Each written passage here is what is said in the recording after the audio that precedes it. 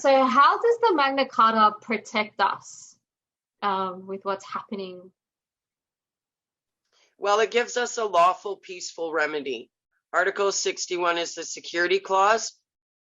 It was designed in case the crown was ever usurped, and clearly it has been. So Article 61 tells us to reject the treasonous regime. We're defending the nation, we're defending our Constitution, and we're defending our human rights. These are criminals posing as our government. So we are to deny them at all costs. So it is unlawful to vote. It's unlawful to pay taxes, fines, fees. It's unlawful to even follow these current lockdown regulations. It's a crime to actually put on that mask. The Magna Carta is a royal charter of rights agreed to by King John of England on June 15th in 1215. Article 61 of the Magna Carta was specifically put in place to protect us from tyrannical governments trying to exploit and take advantage of the people. Many people have been led to believe that the Magna Carta Article 61 is no longer effective. However, we have been misled because this is our protection against what is currently happening, and they do not want us to use this to stop it all. I have interviewed a very remarkable woman who has devoted her life to educating people about the Magna Carta and is currently preparing as many people as possible for the invocation process, which will give us our rights back and restore lawful governments. Thank you so much for being here today, Jackie. Did you just want to introduce yourself and tell us how you got into this? Okay, I'm Jackie Phoenix. I'm from Alberta, Canada. How I got into lawful dissent? Well, I guess it started in 2001 when Article 61 was invoked. I did see them announce it on the nightly news in Canada. They did it right at the tail end of the newscast. So they didn't do an actual story on it. They just said there's an important announcement coming out of England. The Barons Committee have invoked Article 61 of the 1215 Magna Carta. Good night, everyone. And that was it. Nothing was ever said about it again. And I was a little bewildered because an important announcement coming out of England, that is important for all Commonwealth countries. We should have had more coverage on it, right? So I knew how important it was. I just didn't know what it was or what it meant for the people, right? So fast forward a few years, it just kind of slipped my mind. Then Canadians were in an uproar because of Justin Trudeau's globalist agenda.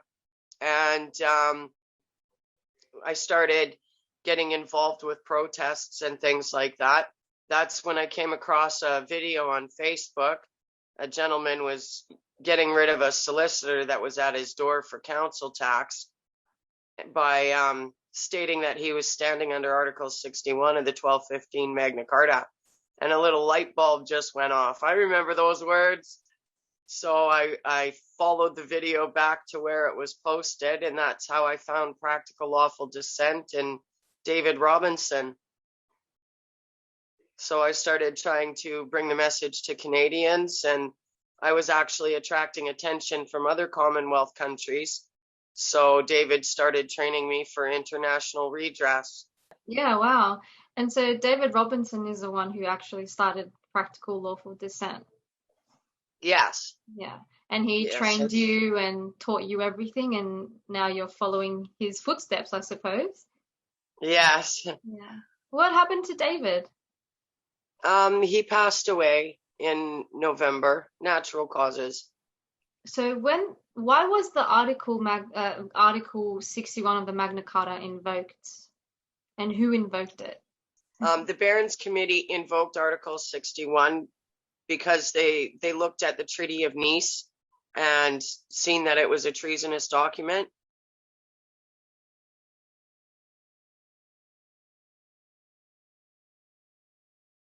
They all are treasonous documents, but the Treaty of Nice is just the one that sparked them into invoking Article 61. It should have actually been invoked a long time ago. For those who don't know what that is or what role that is, can you explain who the barons are? They are considered the peers for the monarch. So we're supposed to be judged by a jury of our peers. And under Article 61, no one is above the law. So the head of state would be tried by the peers, the Barons Committee. They all stem from the House of Lords. Well, they did. They were actually thrown out of Parliament and the House of Lords for invoking Article 61 and giving the people remedy.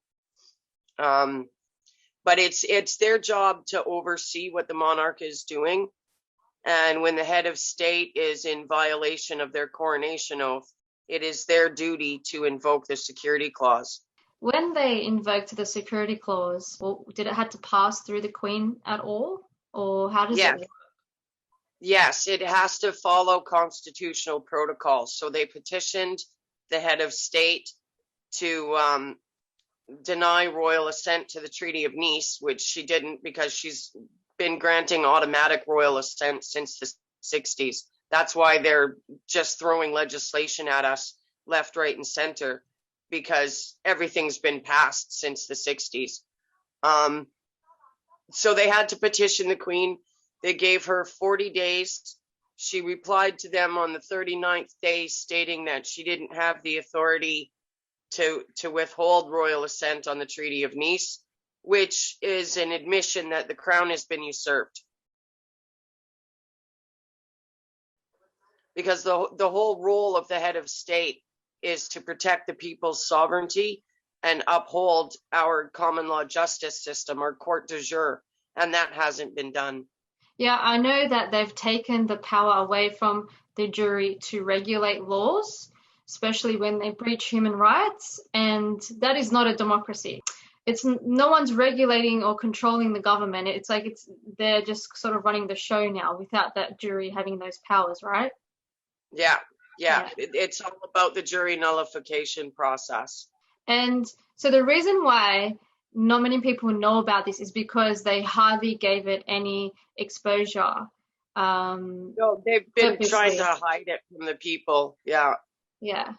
And I suppose, is that why there's a lot of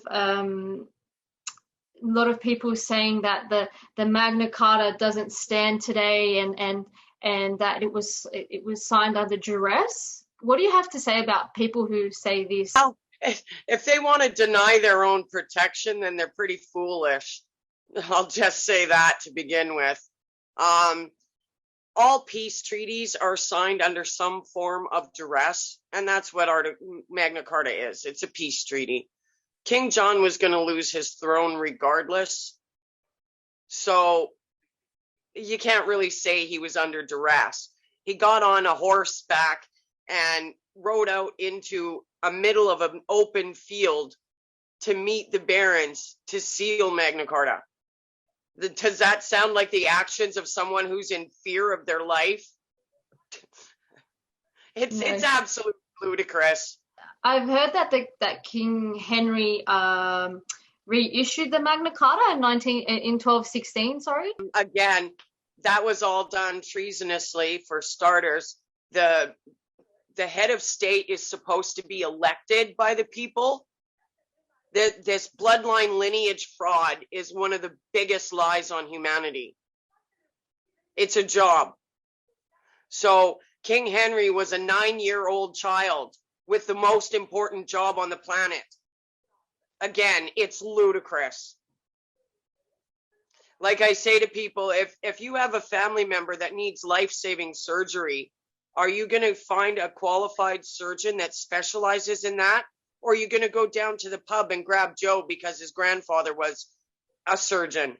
Or are you going to go grab little Tommy from the park because his father was a surgeon? It's absolutely ludicrous. A 9-year-old child does not have the forthwith to protect the people's sovereignty and uphold the rule of law. So chances are he had no idea what was actually happening. That's all null and void. And Magna Carta 1215 clearly states 3 times in Articles 1, Article 61, and Article 63 that it is a forever binding document. So even with it stating that it's forever binding within Article 61, like people that are trying to deny the Magna Carta and their only protection from this treasonous regime, they're not thinking clearly. They've had too much fluoride or something. Yeah, I mean, this is what is protecting us and our human rights, and to deny Exactly. that. It's called the security clause. It's a no-brainer right there. Yeah. You know? And how many countries are involved in the practical lawful dissent, or how many can be involved? Is it for every country, or how does it work? It's for all Commonwealth and former Commonwealth countries, but we do have a lot of non-Commonwealth support in the group. I think there's 94 countries that are involved in our group, but I think it's only approximately 70 that it actually applies to. Wow, that's a lot of involvement. And Yeah. And in relation to Australia, like how does it work with the Barons community? Do we have one here, or is the one in UK representing us? Or The one in the UK represents the entire Commonwealth. okay. We are all one land. And that's another thing. They've been using the Statute of Westminster to try to separate the colonies from England. That's just one of the documents. They're trying to separate the colonies. See, they've got Australia thinking they're their own Commonwealth, when really Australia is Australia, right? Yeah. So it's just all lies. They've been trying to deceive the people into thinking that we're not part of England because they don't want us using the protection that we have. Yeah, that makes sense. Yeah. I know there was a referendum and they tried to get rid of the Queen, but we never agreed. They're acting like we don't have a Queen or whatever. She was fired on March 23rd, 2001. When they invoked the Magna Carta? Yeah, okay. Yes. Yeah. Well, if you can't do your job, then you get fired, right? Again, it's a no-brainer. Yeah. And so how does the Magna Carta protect us with what's happening? Well, it gives us a lawful, peaceful remedy. Article 61 is the security clause. It was designed in case the crown was ever usurped, and clearly it has been. So Article 61 tells us to reject the treasonous regime. We're defending the nation, we're defending our Constitution, and we're defending our human rights. These are criminals posing as our government. So we are to deny them at all costs. So it is unlawful to vote. It's unlawful to pay taxes, fines, fees. It's unlawful to even follow these current lockdown regulations. It's a crime to actually put on that mask. This is all treason by the leaders and the governments of our countries, yeah. Is that correct? And what is treason? Treason is any foreign prince, power, or entity having any say in our laws or governance without us first being defeated in open battle. So they're using the Roman Admiral Law of Commerce in our common law court jurisdictions. So right there, that is treason because it's a foreign law, right? The United Nations is a foreign entity, a foreign power. They shouldn't be involved at all. Same with the European Union, but the EU is the UN. So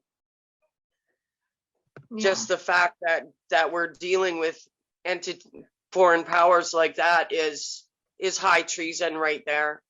Another thing that is high treason is when somebody immigrates to our land, they are not supposed to run for public office until they are 7 generations here. So I know in Canada, we've got people immigrating to Canada and immediately running for office. So that's high treason. So you could say that treason is probably the worst crime to commit because it endangers a whole country, a whole nation of people. Yes, treason is the worst possible crime that can be committed. It's even worse than murder because it is the death of an entire nation. In this case, it's 70 plus countries. Wow. And what is the punishment of treason? The penalty for treason is a full asset stripping and the gallows. Let's go back to the invoke of the security clause of the Magna Carta 61. What is the process once this is invoked? What do we need to do to follow through and execute it in the correct manner? Well, it starts by taking the oath. A lot of people are confused on the oath. It's actually just a document of intent. Because Article 61 is the only law in effect, how do you prove that you're obeying that law? You create a document of intent. That's what the oath is. So it is our evidence that we are in fact obeying the law. Once we take the oath, we have a 5-notice process that we use. And that notifies them that treason has been committed. The security clause is in effect, and it compels them to stand with us because we all have a duty to stand under Article 61 once it has been invoked. We are the many, they are the few. So we use that 5-notice process to hold government accountable. Every single person that we put on notice will stand trial for treason at a later date once we get redress. And Article 61 is an unstoppable force. It will remain the only law in effect until the rule of law is restored and juries are back in our courtrooms with full jury nullification. So once we take the oath, we collect the evidence of their crimes. And then from there, we take lawful action. But I can't really get into that too much right now because we're getting ready to do that. Yeah. So Australians need to be ready. They need to get their numbers up, get people under oath, get your groundwork done. We call it the 3 C's, cops, courts, councils.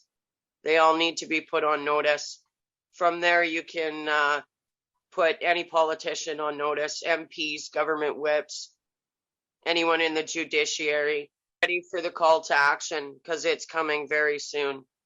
Yeah, this is urgent, and this is why I really want to have this talk with you and put it out there, because I really want people to understand the significance of this. And in my opinion, and from what I've looked into, this to me is the answer to all that's happening right now and the way out. The only thing that I think about is, so we are claiming that the governments have committed treason, which have serious consequences, and I feel like they will not go down without a fight, like push back in some way to what we're trying to do. How I know with laws they need to be enforced by someone. So how can we have that support by other? That's what the whole call to action is about. Yeah. Okay. Because that's the thing. There's more of us than there is of them. Simple. Yeah. It's a numbers game. We have to do our part.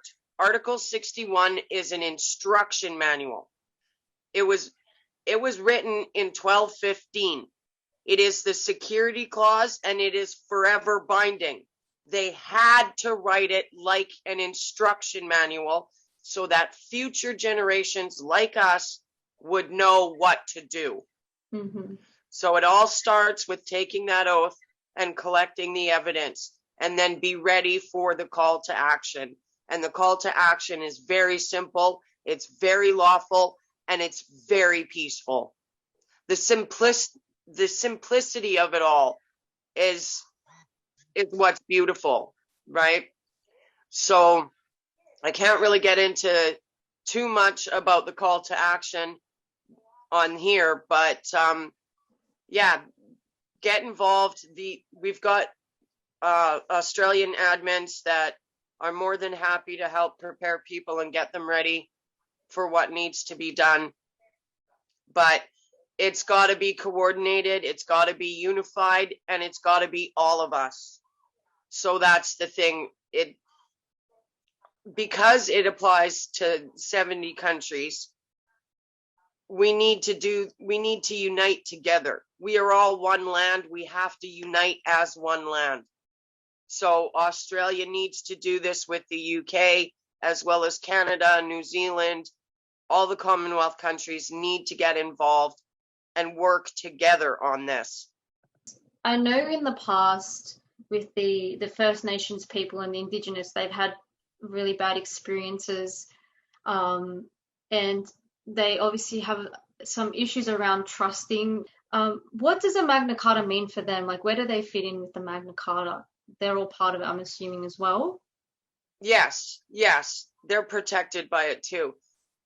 And I can see where their resistance is, even in Canada with the Indigenous.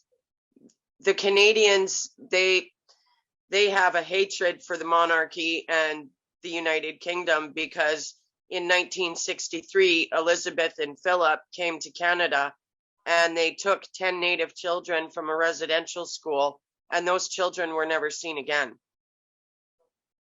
So that has caused a huge rift in the country. And I know that the Indigenous throughout all of the colonies were treated poorly. So I can see their resistance there. But this is actually a blessing in disguise. The colonies might have been colonized under treasonous means, but we have the protection of the Constitution because of that. So it's kind of like a blessing in disguise, and it does protect them. Article 61, when we take the oath, we are changing our allegiance from the crown to the Constitution. When it comes to the Indigenous, they never had that allegiance in the first place. So they don't technically have to take the oath, but they can still stand at our side. So I do encourage them to take the oath and use the process because it does better protect them.